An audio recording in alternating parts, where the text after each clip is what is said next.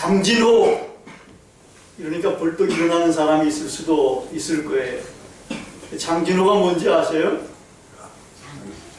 장진호가 한경남도 개마고원에 있는 저수지 이름이에요. 일제 때 1935년에서 38년 요 4년 정도에 거기서 이제 저수지를 만들고 발전소를 만든 거예요. 그래가지고 거기서 생산한 전기를 가지고 함흥이라든지 원산, 평양, 심지어는 서울까지도 송전을 했다고 합니다. 그 지역의 평균 높이가 약 1100m, 1200m 되는 그런 고지예요.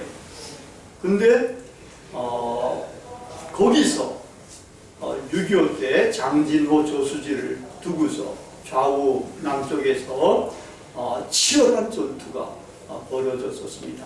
그것이 이제 장진호 전투라고 우리나라 말로는 그렇게 하고, 미국 사람들은 초신 배틀 오브 더 초신, 이런 식으로 초신이라는 말을 쓰는데, 이건 일본 사람들의 지도를 보면은 장진을 초신이라고 썼다는 거예요. 그래가지고 이제 미국 사람들도 그 당시는 전투를 하면서 일본 지도를 가지고 사용했기 때문에 더 배틀 오브 초신 전투라고 이렇게 했습니다. 이게 이제 우리 국민들한테 좀 더 알려지게 된 거는 지난해 문재인 대통령께서 미국을 순방하셨을 때에 첫 방문지 일정으로 여기 장진호 기념비, 미국에 있는 버지니아주에 있는 이 해병대 박물관, 미 해병대 박물관에 있는 거기 이제 장진호 전투 기념비를 방문하셨어요. 그래가지고 그 뉴스가 퍼지는 바람에 저도 알게 됐고 많은 사람들이 이제 더 많이 알게 됐습니다. 장진호 전투를 잠깐 우리가 한번 살펴보도록 그렇게 하겠습니다. 이게 이제 우리나라 지도고, 장진호가 여기가 이제 함흥시고 장진호가 이쯤 됩니다. 여기 개마고원이고, 그 당시 이제 인천 상륙작전을 해가지고 우리 서울이 금방 수복되지 않습니까? 9월 28일. 그래가지고 이제 메가더 장군은 북상을 계속 하자 해가지고 쭉 이제 올라가가지고 이 평양시가 어딘가, 여기가 평양입니다. 평양시도 이제 탈환을 하고 쭉 올라가는 합니다. 이쪽이 이제 미팔군을 중심으로 해서 거의 이제 압록강이 이건데, 압록강 거기까지 이제 이쪽으로 도달을 했습니다. 근데 이제 그 다음에 보면은 이 동쪽은 이제 산악지대가 더 많지 않습니까? 금강대 태백산맥으로 해가지고 이쪽이 더 산악지대가 많은데, 이 원산으로 이제 미팔군과 미군 해병대와 또 이제 영국군, 한국군들이 여기에 원산에 상륙해가지고 이쪽으로 쭉 이렇게 이제 올라갑니다. 이 올라가고 지금 어디까지 이제 올라갔는가 하면은 이 장진호 여기까지 올라간 거예요. 갔는데 이때 이제 압록강이 이제 얼마 안 남았고, 거기까지 다 되면 이제 한국이 통일이 될 수 있다. 통일이 이제 눈앞에 보이는 이런 시기였는데, 11월 27일 날 중공군 구병대라 그러더라고요. 거기가 한 8개 사단 병력이에요. 이 병력들이 어떻게 넘어왔는가 하면 하여튼 압록강으로 넘어와가지고 여기까지 밤중에만 기어온 거예요. 그러니까 이쪽에서 중공군이 투입을 되는 것 같은데도 얼마나 투입됐는지를 모르는 거예요. 모르면서 이제 올라가는 건 잘 올라가니까 올라가다가 11월 27일 밤 압도적인 중공군들이 그냥 이 포위 공격을 세우는 거예요. 거기 보면은 이제 그 다음에 보면은 여기가 이제 장진호가 이렇게 크게 있습니다. 여기도 이제 이 미군 해병대가 올라가 있고, 이쪽으로도 이제 여기 영국군, 한국군 뭐 이런 식으로 이제 올라가 있고, 미군도 좀 올라가 있습니다. 근데 이제 보면은 이 밤에 이제 그 다음에 보면은 밤에 이제 이 중공군, 빨간 것들이 중공군인데 이렇게 들어오고 이렇게 들어오고 이렇게 들어오고 이쪽으로 들어와가지고 다 이제 포위 공격을 합니다. 그날은 엄청났던 거죠. 그 미 해병대 한 개 사단인데, 이 사단이 12,000명인데 거기에 전쟁할 수 있는 병력은 한 7, 8천밖에 안 된다고 해요. 한 4, 5천이 다가 이제 뭐 다른 일들을 하는 이런 병력들이었다 그러는데 아주 죽을 뻔했죠. 완전히 포위 공격을 당해가지고 정말 전멸을 당할 뻔했는데 그때 설상가상으로 100년 만에 처음 오는 추위였다고 해요. 엄청나게 추운데 이게 밤에는 30도, 40도 영하 이렇게까지 내려가고 그래가지고 그 당시에 방한복이나 방아마 이런 걸 제대로 구비를 못 해가지고 어떤 미군 병사들은 이 고무 장화 같은 거를 신고 있었는데 그걸 작업도 하고 이러면 이제 땀도 나고 뭐 그러잖아요. 또 이제 사격도 하고 뭐 도망도 다니고 막 뛰어다니고 이러면은 이게 어렵습니다. 그래가지고 동상에 걸린 사람 엄청 많고 이 적은 두 가지죠. 하나는 엄청난 추위가 적이고 다른 하나는 엄청난 중공군들이 이게 적이고 중공군은 밤에만 움직이고 낮에는 이게 움직이지 않는다. 낮에 움직이면 자기들이 이 표적이 돼가지고 죽기가 십상이니까 무기 화력은 미국이 압도적으로 우세하니까. 근데 하여튼 이렇게 이제 포위 공격을 당해가지고 17일 동안 이제 버티면서 겨우 이제 무사일생으로 살아나가지고 이제 계곡으로 이제 나오는 이 길이 이게 완전히 협곡지대인데 40km나 된다. 그 여기 올 때마다 다리가 있는 뭐 이런 것들은 중공군들이 파괴해가지고 그거를 복구하고 어떤 데는 다리가 200m나 되는 이런 이제 높은 다리가 있는데 이것도 파괴시켜놔가지고 이거 못 건너가지고 거기를 이제 비행기로 다리 넘어가는 판을 만들어가지고 낙하산을 태워가지고 이거 거기서 이제 떨어뜨려가지고 그 겨우 이게 연결해가지고 이래가지고 이제 넘어온 겁니다. 중공군도 엄청나게 피해를 많이 봤어요. 25,000명이 죽고 12,500명이 부상을 당하고 또 동상이나 이렇게 걸린 이런 사람들이 거의 절반수 한 6만 명이 넘는 그 중공군들의 절반이 이렇게 다 이제 괴멸이 되고 이래가지고 사실은 이게 넘어온 다음에는 이 중공군들이 더 이상 공격도 할 수도 없고 전투 능력을 상실해가지고 이 난조로 다시 넘어가가지고 3개월 동안 이 부대를 이렇게 모아가지고 이렇게 이제 다시 이 병단을 만들어서 한국 전쟁에 투입이 됐다고 합니다. 하여튼 이렇게 되면서 이제 우리 한 군인들도 흥남 부두에서 이제 탈출을 해왔고 한 10만 명 되는 피난민도 넘어왔고 거기 그 어간에 이제 문재인 대통령 부모도 넘어왔다고 해요. 사실 이 장진호 전투가 우리 잘 몰랐는데 미국 전쟁사에서 가장 고전했던 전투라고 합니다. 또 2차 대전 때 스탈린그라드 전투를 아는데 그와 함께 세계 2대의 봉계 전투, 유명한 전투. 그리고 미국의 대외 정책이 완전히 다르게 바뀌어지는데 세계 경찰 국가가 되자 한 게 바로 이 전투 때문에 그렇게 됐다고 하는 역사적으로 아주 유명한 전투입니다. 이 전투에서 살아남은 사람들이 이제 초신 피우라고, 영어로 피우는 소수라는 말 아니에요? 근데 초신 피우라는 말, 이 양반들에게 이렇게 질문을 해봤다는 거예요. 여러분들이 한 가지 하나님께 구할 것이 있으면 뭘 구하겠느냐? 그랬더니 이구동성으로 내일이라는 거예요. 그날 밤에 이제 중공군이 쳐들어오고 막 전투하고 그러는데 그날 죽으면 안 되잖아요. 하나님께 정말 살려달라고 하는 기도인데 그게 내일이라는 말로 다 이구동성으로 그렇게 표현을 했다니 다음 날에 생명을 달라고 하는 그러한 내일입니다. 근데 그 중에 또 어떤 한 분은 자기는 매년마다 11월 27일 그날 이 사건이 터진 거거든요. 11월 27일만 되면은 이제 산에 올라간다. 산에 올라가서 하나님에게 감사의 기도를 합니다. 그렇게 지옥과 같은 그러한 전쟁터에서 자기를 살려주신 하나님에게 그렇게 감사의 기도를 드린다는 겁니다. 처참한 죽음들 앞에서 살아났으니까 정말 얼마나 하나님께 감사했겠습니까?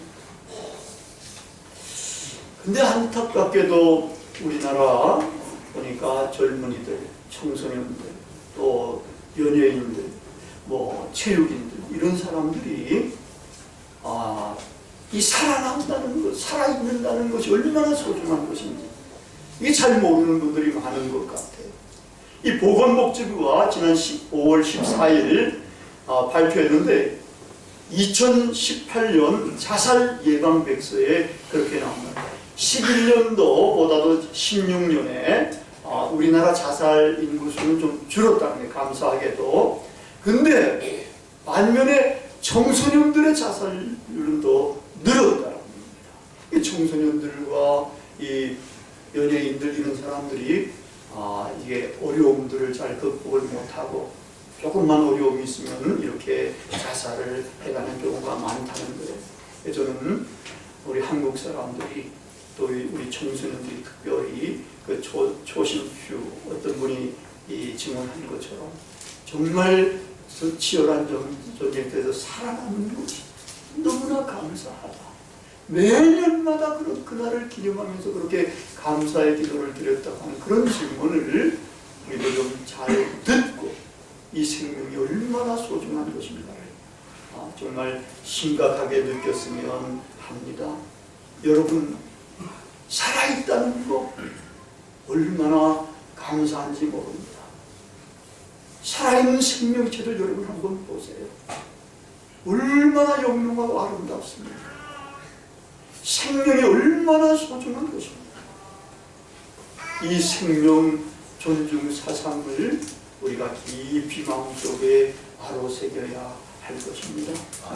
이 세상에서 있는 이 생명도 소중한데, 근데 놀라운 것은 이 생명보다도 더 압도적으로 소중한 생명이 있다는 겁니다. 이게 성경이 증언하는 것이고 기독교가 웅변적으로 선포하는 그러한 내용이 되는 겁니다. 그 압도적으로 소중한 생명이 뭐겠습니까? 하늘나라의 생명이랍니다. 영원한 생명이랍니다. 하나님의 생명이라는 겁니다. 이것보다 더 귀하고 소중한 것은 아무것도 없을 것입니다. 우리 현세의 생명과 이 영원한 생명을 비교하면 비교할 수도 없는 것이 되는 겁니다. 우리 예수님께서 오늘 본문 말씀에 보면은 바로 우리에게 이러한 영원한 생명을 얻으라고 이렇게 말씀을 하시는 것입니다. 예수님은 당신 자신과 관련해서 당신 자신은 생명의 떡이라고 하십니다. 하늘에서 내려오는 떡이고 하늘에서 내려온 살아있는 떡이라 말씀을 하셨습니다. 사람은 이 떡을 먹으면 영생한다고 또 말씀을 하셨습니다. 영생한다는 것은 영원히 산다, 영원한 생명을 얻었다는 그러한 말입니다. 사람이 이 떡을 먹어야 영생을 한다는 거예요. 산다는 겁니다. 여기서 산다는 것은 이 세상에서 산다는 것만을 의미하는 것이 아니라 영원한 하늘나라에서 영원히 산다는 것을 의미를 합니다. 이 떡이 뭡니까? 옛날에 출애굽한 이스라엘 백성들은 만나를 먹고 살면서 광야를 진행해 나갔지 않습니까? 그래도 다 죽었다는 겁니다. 그런데 예수님이 떡이라고 하셨는데 이 떡은 영원히 사는 떡. 그러면서 오늘 말씀을 보면 예수님의 살과 피라고 하셨습니다. 이 예수님의 살과 피를 먹어야 한다는 겁니다. 우리가 식인종입니까? 예수님의 살과 피를 먹다니. 이 예수님의 살과 피는 뭘 연상시켜주는 거죠? 예수님의 십자가의 희생을 연상시켜 줍니다. 십자가에서 찢기시고 피를 흘리시는 것, 이것을 받아 먹어야 된다는데 이것을 받아 먹는다는 것은 십자가에 달린 예수님을 믿고 예수님을 마음속에 영접을 하는 것을 말합니다. 십자가에 달린 예수님의 보혈의 공로를 힘입는다는 것을 말합니다. 나 대신 대속 죽음을 당하신 예수님의 십자가의 공로를 의지한다는 것을 말하는 겁니다. 그렇게 할 때야만 우리가 살게 되고, 그 이후에 오늘 본문 말씀 이후에 보면은 이제 예수님의 살과 피를 먹어야 되는데, 이것은 우리가 성만찬을 연상시켜주지 않습니까? 성찬 예식에 떡과 포도주를 먹는데 바로 이 떡과 포도주가 예수님의 살과 예수님의 피를 시사를 한 겁니다. 예수님의 보혈의 공로를 힘입고 이제 예수님을 믿어 구원을 받은 사람들은 이렇게 성찬 예식을 통해서 또 예수님의 그 은혜를 회상을 합니다. 그러면 예수님께서 우리 심령 속에 오셔서 우리와 함께 거하시고, 함께 거하시는 생명의 주가 되시는 예수님에 의해서 우리가 종말의 날에 살게 된다는 겁니다. 종말의 날에 주님께서 우리를 살리셔서 우리가 영원한 생명을 얻을 수가 있게 된다는 거예요. 근데 우리가 지금 마지막 날에 그 영생의 생명을 얻는다고 했는데, 그것을 얻는 사람들은 현재에서도 알 수가 있다는 겁니다. 마지막 날에만 가서 알려지는 것이 아니라 지금도 알 수가 있다는 거예요. 왜냐하면 그 영생을 지금도 맛보고 느낄 수가 있기 때문입니다. 여러분, 가지각색의 꽃들, 영롱한 잎새들, 초봄이 되고 이렇게 여름이 들어오기 전까지 얼마나 그것이 아름답습니까? 또 갓난 아이들과 같은 생명체들 얼마나 아름답습니까? 여기 오늘 보니까 찬양이도 왔는데, 한 살 갓 지났는데 찬양이를 볼 때 얼마나 아름다운지도 몰라. 우리가 이 세상에서 이런 아름다운 생명체들과 아름다운 경치들을 자주 보고 많이 본다면 그것이 얼마나 행복한 삶이 될지 모릅니다. 그런데 영생을 맛본 사람들은, 하나님의 생명을 이제 경험한 사람들이지 않겠습니까? 이러한 사람들은 더 아름답고 더 행복한 삶을 누릴 수가 있습니다. 여러분, 이 세상의 아름다움도 대단한 아름다움이 많습니다만, 하나님의 아름다움, 하나님의 영광, 이런 것들을 보고 느끼고 경험을 할 수가 있게 됩니다. 그러면 우리는 그것을 노래하며 누릴 수도 있어요. 영원토록 그것을 누릴 수 있게 됩니다. 그렇다면 우리가 얼마나 행복하겠습니까? 여러분, 군뱅이가 매미로, 장구벌레가 잠자리로, 송충이나 애벌레가 이게 나비나 나방이로 이렇게 부활해가지고 어둡고 더럽고 뭐 이런 데서 기거나 뭐 헤엄치거나 이런 것들이 심지어는 날아다니지 않습니까? 자유롭게 자기가 가고 싶은 곳으로 날아다니지 않습니까? 근데 우리도 신령한 몸으로, 영광된 몸으로 부활한다면 얼마나 아름답겠습니까? 저는 거기에 희망이 있습니다. 지금 뭐 세상에서도 뭐 미남도 있고 뭐 탤런트 같은 사람, 영화 배우들, 아름다운 사람들이 많은데, 지금 우리가 거기 있으면은 뭐 정말 뭐 비교가 안 되잖아요. 완전히 쪼그라들어야 되잖아요.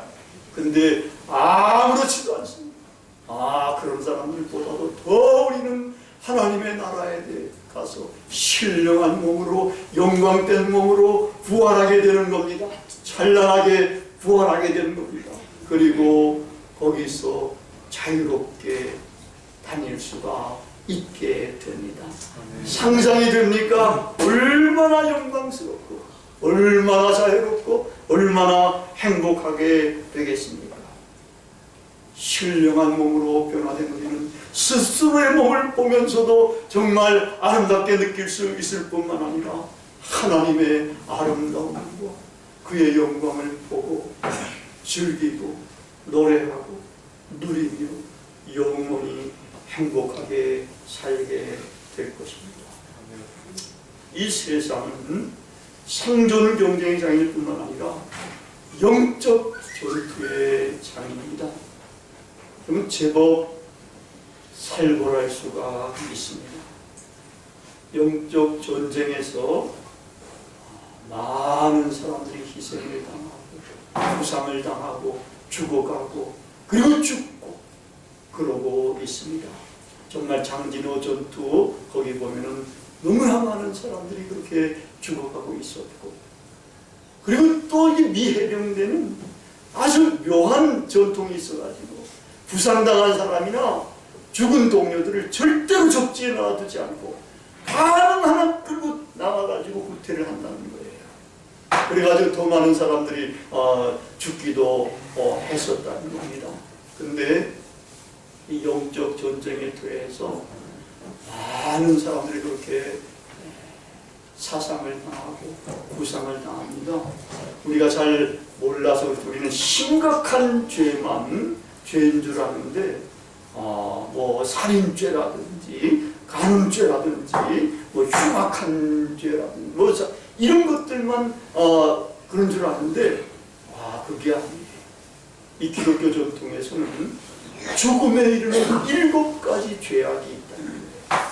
여러분 그것들을 보면은 이게 죽음에 이르는 죄냐 할 정도예요. 교만, 시기, 분노, 나태, 탐욕, 탐심, 정욕, 그리고 요한계시록 가보면 믿지 않는 자들과 우상 숭배자들과 동일한 선상에 들어가 있는 애들이 거짓말하는 자들.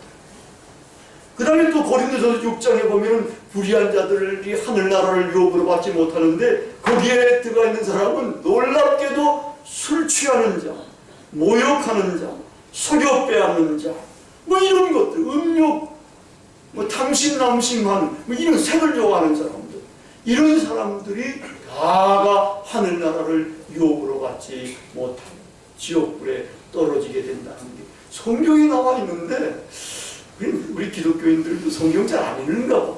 이거 잘 모르고 이래가지고서 심각하지 않은 죄들을 많이 짓는데 그게 말하자면 죽음에 이르거나 하늘나라를 유업으로 받지 못하는 죄라고 되어 있습니다.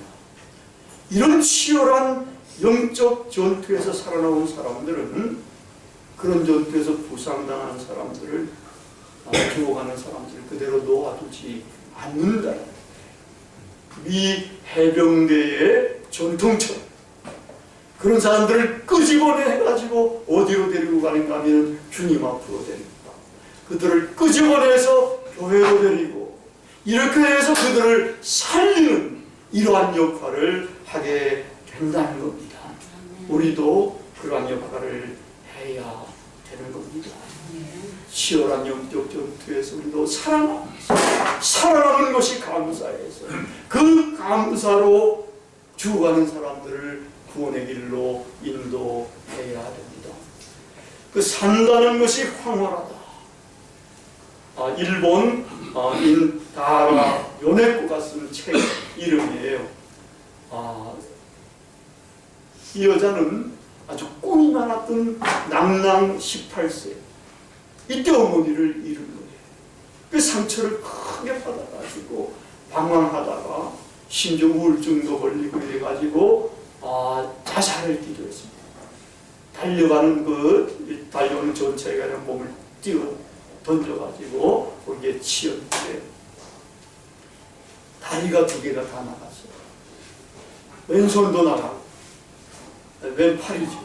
그리고 손가락도 2개가 잘렸어요. 정말 이제는 치료에 빠져가지고 폐인이 될 뻔 이렇게 했었습니다.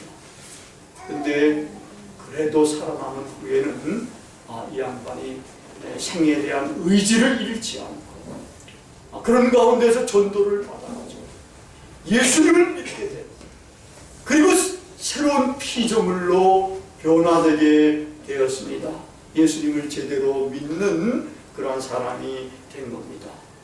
그 신앙생활을 하는 가운데에 자기 그 모습 그대로를 사랑하는 사람이 생겼어요. 그래가지고 그 모습 그대로 중증인 그 여자에게 청혼을 거듭거듭 하는데 그 정서에 감동이 돼가지고 결국은 결혼을 허락을 하고 결혼을 했습니다. 그래서 두 딸아이가 났으니까 얼마나 사랑스럽고 이쁘겠어요. 아이를 키우면서 엄마로서, 아내로서, 그리고 자기와 결혼한 사람이 목사의 사모로서 그렇게 행복하게 살아가고 있습니다. 그래서 그녀가 산다는 것이 행복하다, 산다는 것이 황홀하다, 이렇게 이야기를 한 겁니다. 우리의 현재 생명은 영원한 생명을 준비하는 생명입니다. 영원한 생명을 맛보고 그 생명을 준비하며 주님 안에서 산다는 것이 행복합니다. 황홀합니다. 다 같이 기도하시겠습니다.